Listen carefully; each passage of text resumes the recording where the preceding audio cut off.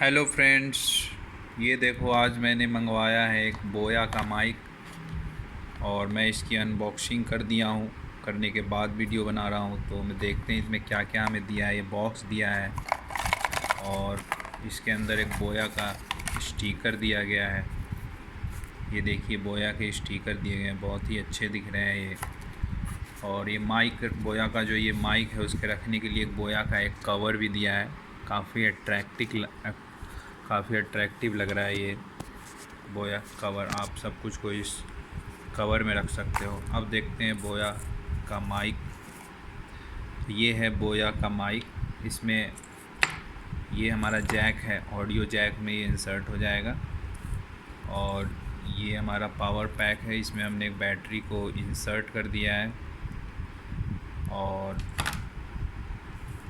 ये है हमारा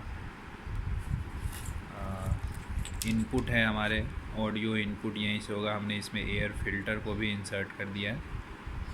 और तो ये काफ़ी क्वालिटी है इसमें, अच्छी माइक है। मैंने इसे यूज़ किया है, बोया का है। काफ़ी वायर भी इसमें काफ़ी लंबा दिया हुआ है, तो आप इसे बहुत अच्छा यूज़ कर सकते हो।